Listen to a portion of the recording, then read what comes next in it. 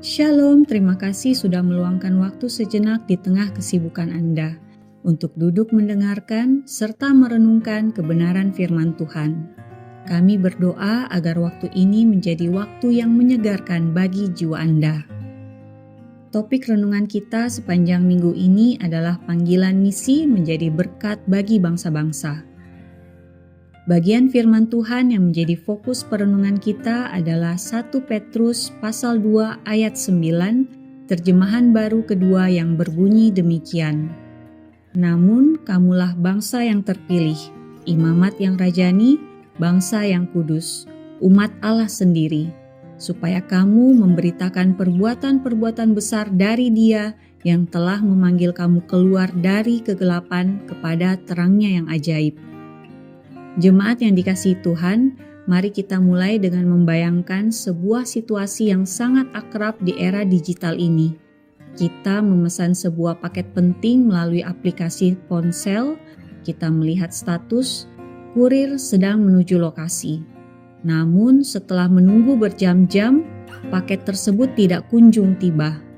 Ternyata kurir tersebut berhenti di tengah jalan bukan karena kendala teknis, melainkan karena ia terlalu sibuk mengagumi seragam barunya, memoles kendaraan dinasnya, dan merasa bangga dengan status pekerjaannya, sehingga ia lupa bahwa ada paket yang harus segera diantarkan.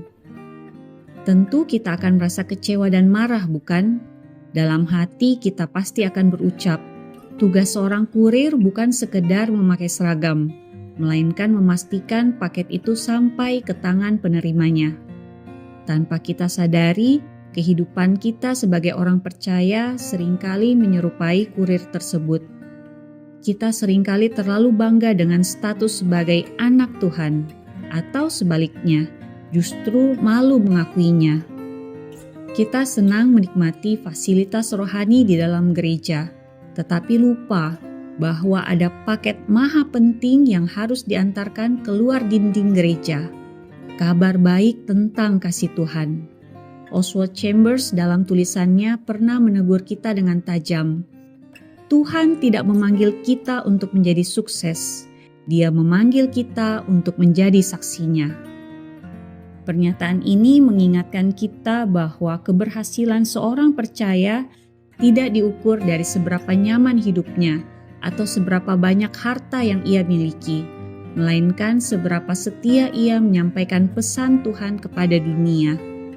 Gelar mulia yang kita baca dalam 1 Petrus pasal 2 ayat 9, bangsa yang terpilih, imamat yang rajani, bangsa yang kudus, bukanlah tujuan akhir. Itu adalah seragam dan tanda pengenal yang dipercayakan kepada kita sebagai kurir kerajaan surga.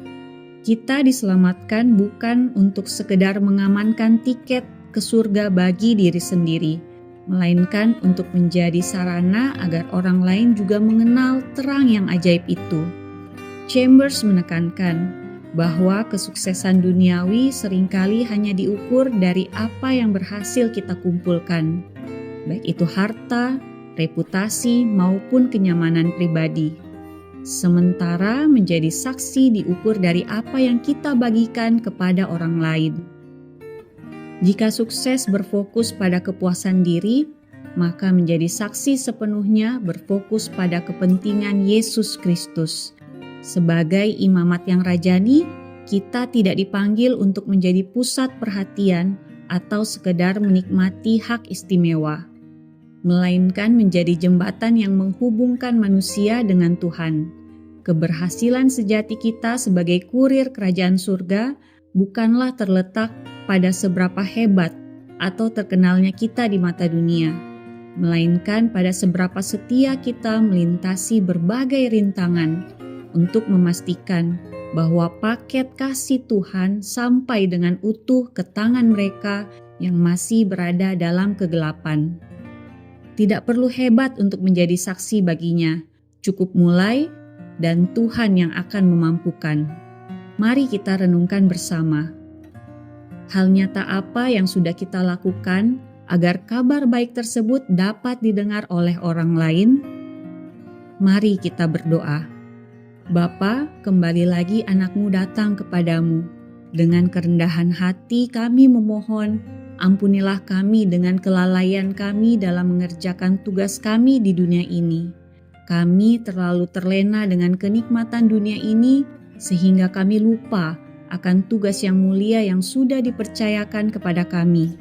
Kiranya melalui renungan ini kami menjadi sadar bahwa bukan kenyamanan yang menjadi garis akhir, tetapi kebenaran-Mu yang harus sampai ke ujung dunia. Dalam nama Tuhan Yesus yang selalu memampukan, kami sudah berdoa dan mengucap syukur. Amin. Kiranya renungan hari ini boleh menuntun langkah kita sepanjang hari ini. Selamat beraktivitas dan sampai jumpa lagi dalam renungan kita bersama esok hari. Tuhan Yesus memberkati.